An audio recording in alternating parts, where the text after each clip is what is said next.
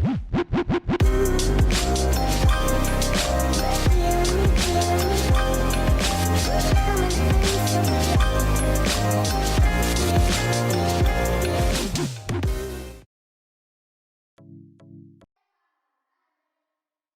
ഞാൻ ഉണ്ടാക്കാൻ പോകുന്നത് ഒരു വ്യത്യസ്തമായ മീൻകറിയാണ്. കഴിഞ്ഞ തവണ ഞാൻ മുളകിട്ട മീൻകറി ഉണ്ടാക്കി കാണിച്ചിരുന്നത് നിങ്ങൾ കണ്ടു കാണുമല്ലോ.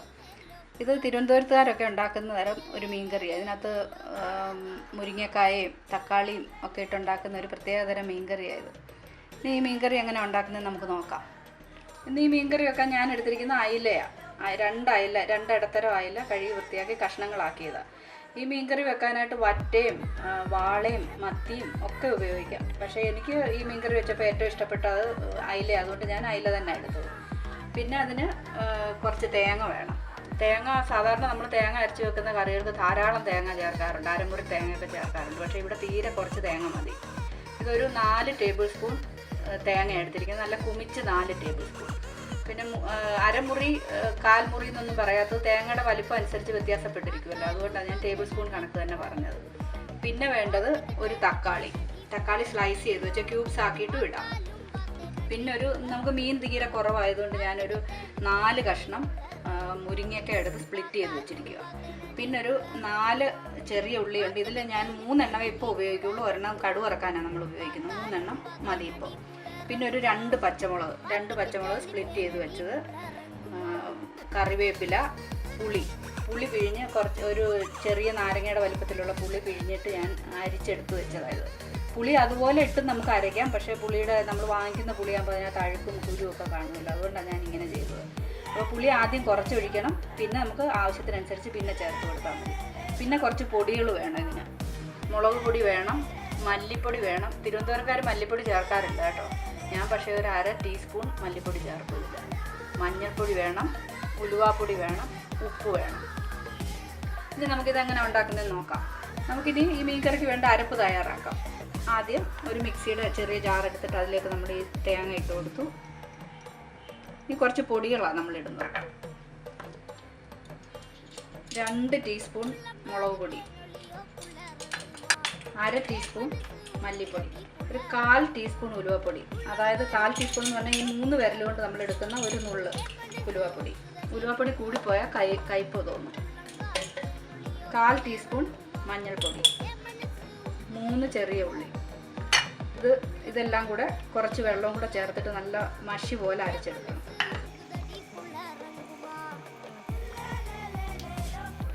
വെള്ളം ഒഴിച്ചു. ഇനി നമുക്ക് അരച്ചെടുക്കാം.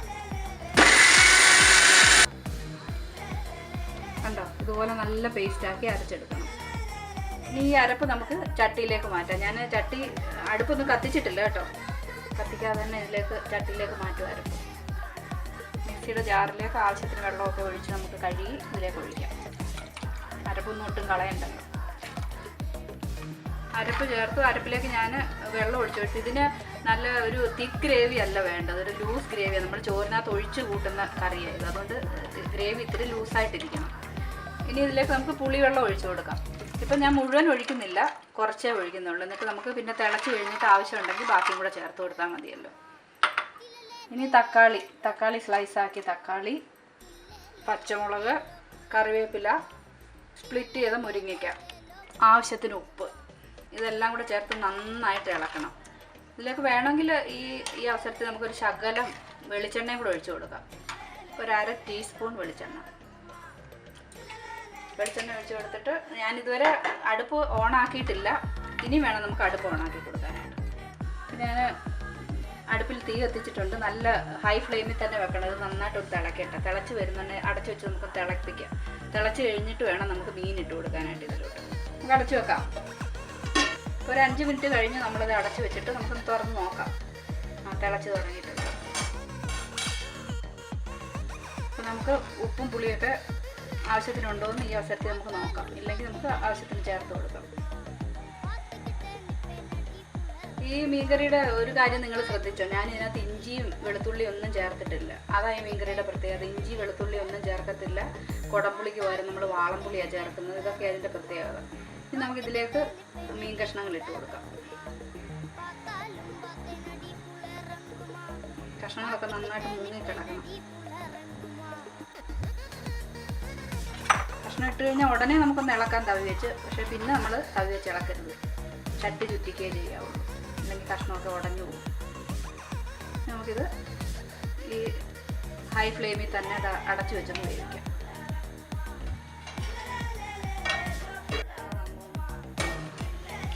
നല്ല തിള വന്നിട്ടുണ്ട്. അപ്പോൾ നമുക്ക് ഈ ചട്ടി ഇങ്ങനെ ഒന്ന് ചുറ്റിച്ച് കൊടുക്കാം. ചട്ടി ഇങ്ങനെ ചുറ്റിക്കുന്നത് നമ്മൾ തവി ഇട്ട് കഴിഞ്ഞാൽ ഈ മീൻ കഷ്ണങ്ങളൊക്കെ ഉടഞ്ഞു പോകും. അതുകൊണ്ട് ചട്ടി ചുറ്റിക്ക് മാത്രമേ ചെയ്യാവുള്ളൂ. തിള വന്നു കഴിഞ്ഞാൽ തന്നെ കഷ്ണങ്ങളൊക്കെ സോഫ്റ്റ് ആകത്തില്ല, അപ്പോൾ അത് ഉടഞ്ഞു പോകും. ഇനി നമുക്ക് തീ കുറച്ചുകൂടെ കുറച്ച് വെച്ചിട്ട് ആ ചെറിയ തീ നമുക്ക് ഒന്ന് തിളപ്പിച്ചെടുക്കാം നന്നായിട്ട്. അടച്ചു വെച്ച് അപ്പോൾ നമ്മൾ മീൻ അടുപ്പ് വെച്ചിട്ട് ഒരു 5 മിനിറ്റ് കഴിഞ്ഞു. നമുക്ക് തുറന്ന് വെച്ച് കുറച്ച് നേരം തിളപ്പിക്കണം. ഒന്നുകൂടെ ചുറ്റിച്ച് കൊടുക്കണം. ഇപ്പം നല്ലതായിട്ട് തിളച്ച് കഴിഞ്ഞപ്പോൾ നമുക്ക് വേണമെങ്കിൽ ഒന്നുകൂടെ ഉപ്പും കഷ്ണമൊക്കെ ഇട്ട് കഴിഞ്ഞിട്ട് നമ്മൾ ഉപ്പും പുളിയൊന്നും നോക്കിയില്ലല്ലോ, ഒന്നുകൂടെ നോക്കാം. നല്ല ആവശ്യത്തിനുണ്ട്. ഈ ഒരു 5 മിനിറ്റ് നേരം കൂടെ നമുക്കിങ്ങനെ തുറന്ന് വെച്ചിട്ട് തിളപ്പിച്ചിട്ട് നമുക്കിത് വാങ്ങാം. അപ്പോൾ നമ്മുടെ അയിലയൊക്കെ വെന്ത് കറിയൊക്കെ റെഡി ആയിട്ടുണ്ട്. ഇത് കറി പാകമായെന്ന് അറിയാനായിട്ട് നമ്മുടെ ഈ മുരിങ്ങക്കായുടെ കഷ്ണം ഒന്ന് എടുത്ത് നോക്കിയാൽ മതി. മുരിങ്ങക്കായുടെ കഷ്ണം വെന്തെങ്കിൽ അയിലയും വെന്തിട്ടുണ്ട്.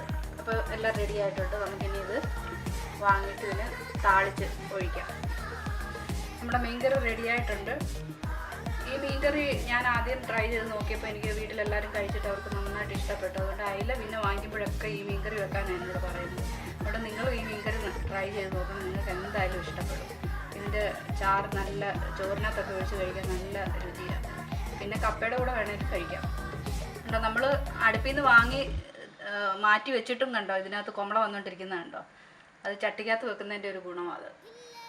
ഇനി നമുക്ക് ഒരു ഉള്ളി അരിഞ്ഞതും കറിവേപ്പിലയും കടുവും കൂടെ താളിച്ചിട്ട് ഇതിനകത്തേക്ക് ഒഴിക്കാം. വെളിച്ചെണ്ണയ്ക്കകത്ത് ഇത്തിരി 1 ടീസ്പൂൺ വെളിച്ചെണ്ണ, കുറച്ച് മാത്രം. അതിലേക്ക് കുറച്ച് കടുക് പൊട്ടി തുടങ്ങുമ്പോൾ നമുക്ക് ഉള്ളി അരിഞ്ഞത് ചേർക്കാം. ഞാനൊരു ഉള്ളി മുമ്പേ മാറ്റി വെച്ചായിരുന്നല്ലോ, എടുത്ത കൂട്ടം 4 ഉള്ളി എടുത്തപ്പോൾ 3 ഉള്ളി മാത്രമല്ലേ അരയ്ക്കാൻ എടുത്തുള്ളൂ. അതിലൊരു ഉള്ളിയായിരുന്നു ഞാൻ ഈ അരിഞ്ഞ് വെച്ചിരിക്കുന്നത്. അതുകൂടെ നമുക്കിനി ഇതിൽ കടുക് പൊട്ടി കഴിയുമ്പോൾ അതിലേക്ക് ചേർത്ത് കൊടുക്കാം.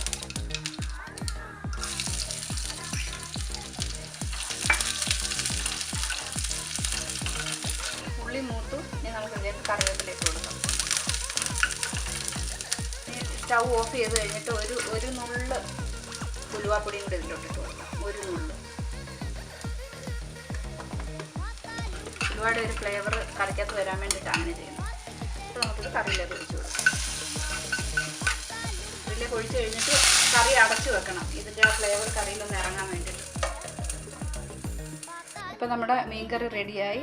എല്ലാവരും ഇത് ട്രൈ ചെയ്ത് നോക്കണം, ഷെയർ ചെയ്യണം, സബ്സ്ക്രൈബ് ചെയ്തിട്ടില്ലാത്തവർ സബ്സ്ക്രൈബ് ചെയ്യണം, ലൈക്ക് ചെയ്യണം. മറ്റു റെസിപ്പിയായിട്ട് നമുക്ക് അടുത്ത ആഴ്ച വീണ്ടും കാണാം.